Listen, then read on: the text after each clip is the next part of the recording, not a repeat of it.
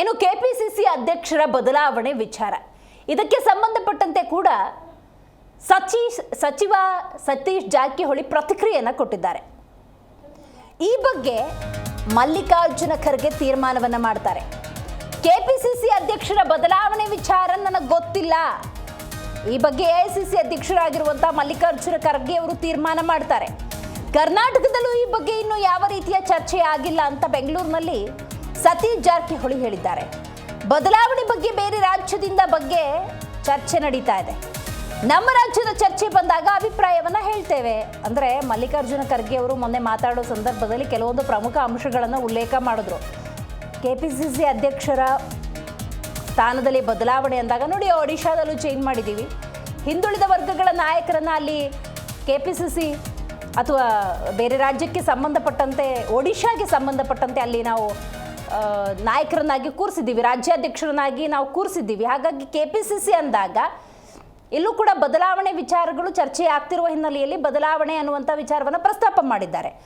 ಆದರೆ ರಾಜ್ಯದ ವಿಚಾರಕ್ಕೆ ಬಂದಾಗ ನಮ್ಮ ಅಭಿಪ್ರಾಯ ಏನಿದೆ ಅದನ್ನು ನಾವು ಖಂಡಿತ ಮಂಡಿಸ್ತೀವಿ ಅನ್ನೋದು ಸತೀಶ್ ಜಾರಕಿಹೊಳಿಯವರ ಉತ್ತರ. ರಾಜ್ಯ ಕಾಂಗ್ರೆಸ್ ಉಸ್ತುವಾರಿ ಬದಲಾವಣೆ ಬಗ್ಗೆ ನನಗೆ ಗೊತ್ತಿಲ್ಲ, ಅದೇನಿದ್ರೂ ಕೂಡ ನಮ್ಮ ವ್ಯಾಪ್ತಿಗೆ ಬರೋದಿಲ್ಲ. ಮಲ್ಲಿಕಾರ್ಜುನ ಖರ್ಗೆ ಅವರ ನಿರ್ಧಾರವನ್ನು ತಗೊಳ್ತಾರೆ, ಇದೆಲ್ಲ ಹೈಕಮಾಂಡ್ಗೆ ಸಂಬಂಧಪಟ್ಟಿದ್ದು. ಬೇರೆ ರಾಜ್ಯಗಳ ಉಸ್ತುವಾರಿ ಬದಲಾವಣೆಯಾಗಿದೆ, ಈಗ ನಮ್ಮ ರಾಜ್ಯದಲ್ಲಿ ಸುರ್ಜೇವಾಲಾ ಉಸ್ತುವಾರಿ ಇದ್ದಾರೆ, ಅದರ ಬಗ್ಗೆ ನಾನೇನು ಹೇಳೋದಿಲ್ಲ ಅಂತ ಸತೀಶ್ ಜಾರಕಿಹೊಳಿ ಹೇಳಿದ್ದಾರೆ. ಈಗ ಒಡಿಶಾ ಅಂದಾಗ ಅಲ್ಲಿ ರಾಜ್ಯಾಧ್ಯಕ್ಷರ ಬದಲಾವಣೆ ಅಂದಾಗ ನಿರ್ಧಾರಕ್ಕೆ ಬಂದಿದ್ದಾರೆ, ಹಿಂದುಳಿದ ವರ್ಗಗಳ ನಾಯಕರನ್ನ ಅಲ್ಲಿ ಕೂರಿಸಿದ್ದಾರೆ ಅಧ್ಯಕ್ಷರ ಸ್ಥಾನಕ್ಕೆ, ಸ್ಟೇಟ್ ಪ್ರೆಸಿಡೆಂಟ್ ಅಂತಲ್ಲಿ ಕೂರಿಸಿದ್ದಾರೆ. ಇನ್ನು ಕರ್ನಾಟಕ ಅಂದಾಗ ಇಲ್ಲಿ ಯಾರು ಸ್ಟೇಟ್ ಪ್ರೆಸಿಡೆಂಟ್ ಆಗಬೇಕು ಅನ್ನೋದು ಬಹಳ ಮುಖ್ಯ, ಇಲ್ಲೂ ಕೂಡ ಬದಲಾವಣೆ ಆಗಬಹುದು, ಅವಧಿ ಮುಗ್ದಿದೆ. ಹಾಗಾಗಿ ಆ ಸ್ಥಾನದಲ್ಲಿ ಯಾರು ಕೂರ್ತಾರೆ ಎನ್ನುವಂಥ ಕುತೂಹಲ. ಇದಕ್ಕೇನಾದರೂ ಸತೀಶ್ ಜಾರಕಿಹೊಳಿ ಪ್ರತಿಕ್ರಿಯೆ ಕೊಟ್ಟಿದ್ದಾರೆ ಅಂದರೆ ಆ ಬಗ್ಗೆ ತನಗೆ ಗೊತ್ತಿಲ್ಲ, ಎಲ್ಲವೂ ಕೂಡ ಹೈಕಮಾಂಡ್ ನಿರ್ಧಾರ ಅಂತ ಹೇಳಿದ್ದಾರೆ.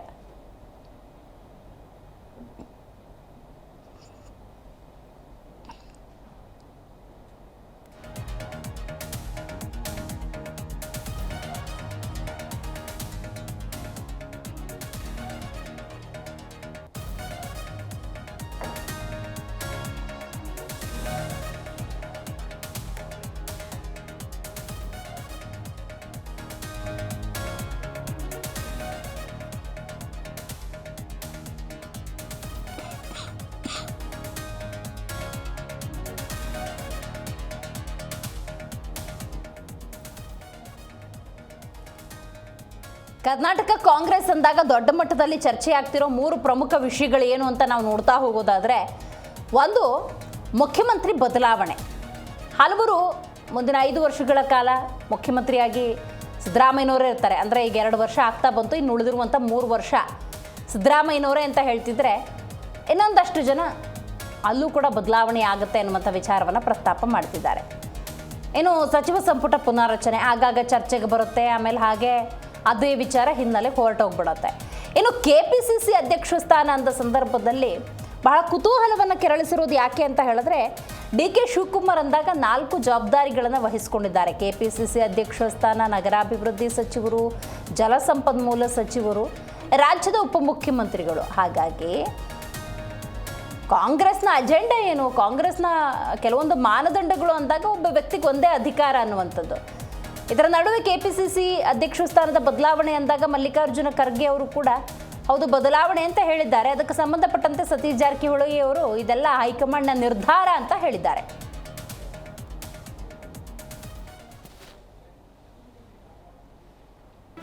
ಜಿ ಕನ್ನಡ ನ್ಯೂಸ್ ಈಗ ನಿಮ್ಮ ಮನೆಯಲ್ಲೇ ನೋಡಿ, ಎಲ್ಲ ಕೇಬಲ್ಗಳಲ್ಲಿ ಈಗ ಲಭ್ಯ.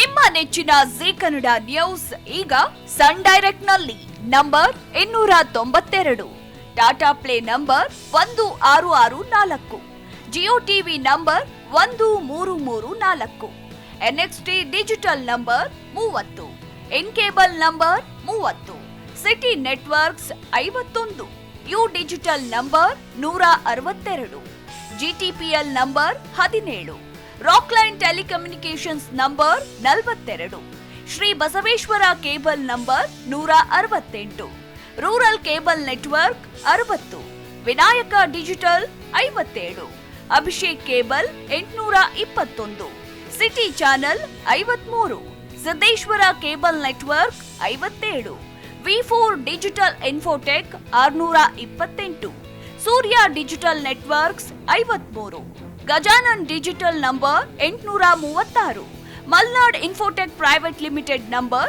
56, Metrocast number 830, victory digital number 167ರಲ್ಲಿ ನೋಡಿ ಆನಂದಿಸಿ.